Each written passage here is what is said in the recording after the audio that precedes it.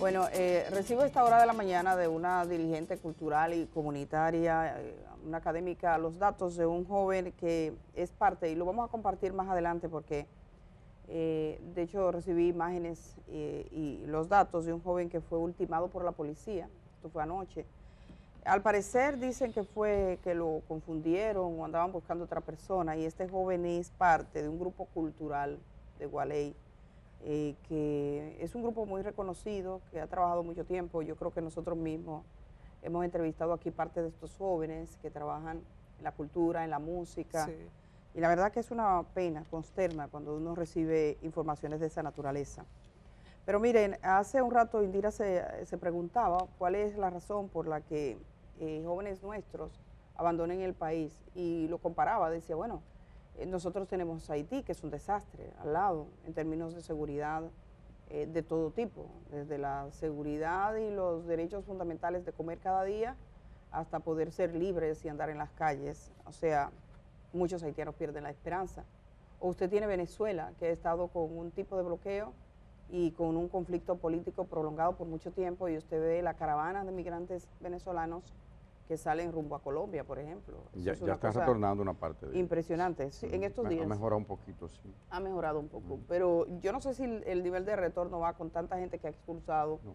Nosotros solo con mirar aquí en República Dominicana la cantidad de venezolanos que llegaron por la crisis de Venezuela, o sea, ese retorno.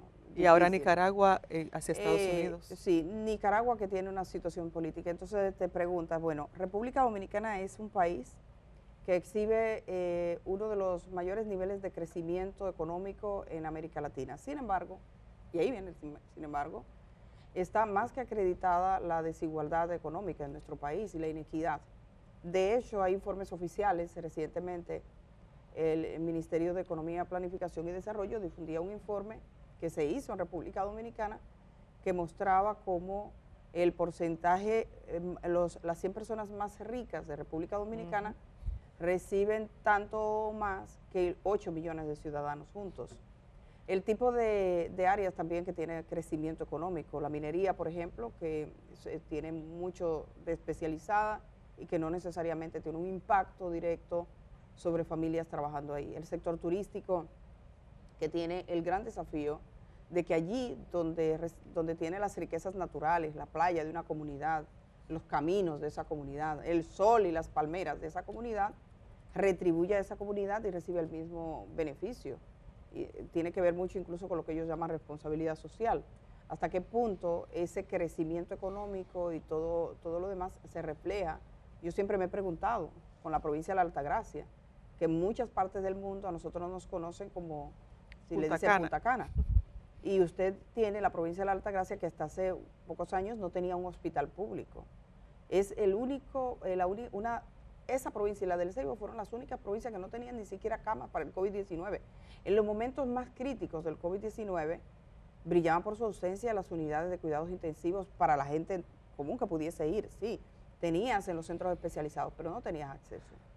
El agua es un verdadero problema en muchas comunidades y usted lo ve. Entonces usted se pregunta, bueno, sí, mucho desarrollo, mucha riqueza, pero ¿de qué forma esa riqueza y ese desarrollo impacta la vida de la gente?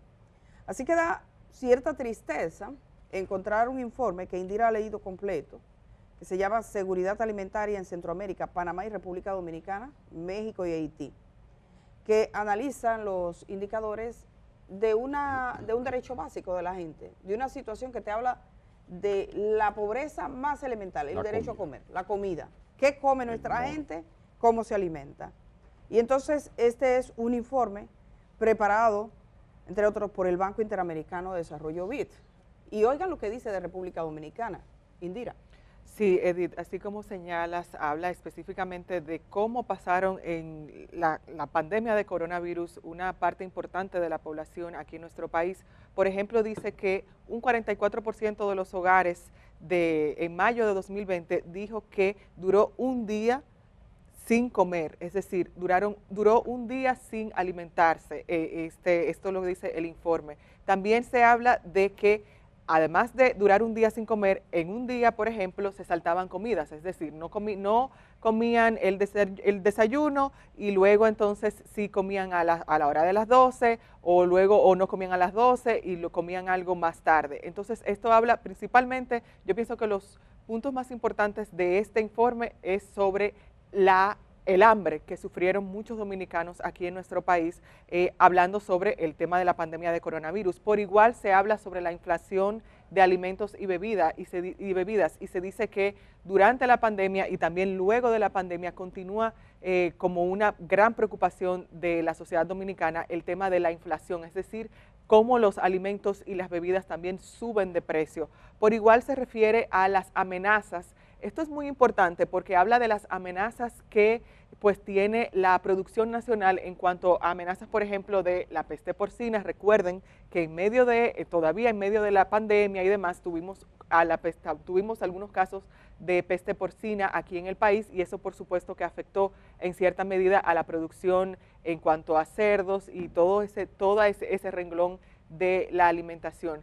Tenemos también, y esto es muy importante, el hecho de algo que señala que pienso que va positivamente para nosotros son las medidas que tomaron los gobiernos durante el tema de la pandemia. Habla de que de los países que mencionó Edith, hablamos de Honduras, Guatemala, Haití y demás, de esos países nosotros aquí en República Dominicana fuimos el país que más medidas orientadas al tema de la seguridad alimentaria tomó. Un total de 7 medidas que tomó el gobierno, tanto el gobierno del expresidente Danilo Medina como también durante el mandato de Luis Abinader. Esto en cierto modo alivió, vamos a decir que alivió un poco esa hambre que muchas personas sufrieron, pero pienso que esa cifra de 44% de hogares que reportaron que no comieron durante un día o que saltaron, tiene que llamarnos a la preocupación porque también, aunque fue en ese momento... recordemos que, bueno, aquí como la mayor parte de la economía todavía sigue siendo informal, es lo comido por lo servido, es briendo y comiendo.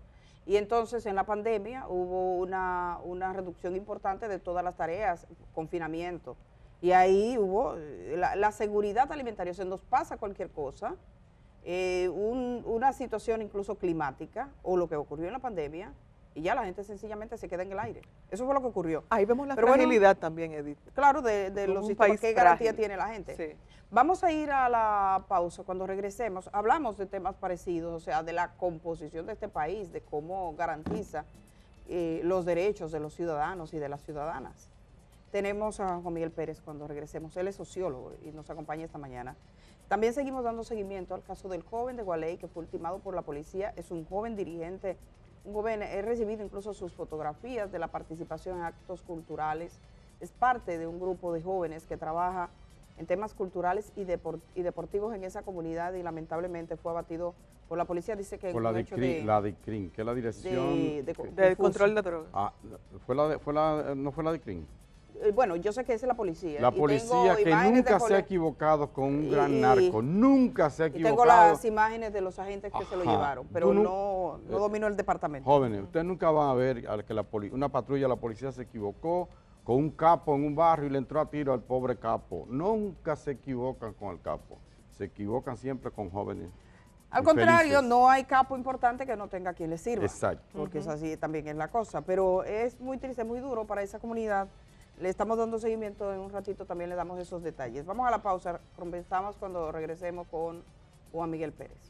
El día camina contigo allá donde vayas. Cuando salgas de casa, continúa con nosotros en YouTube. El día, 25 años de buen periodismo.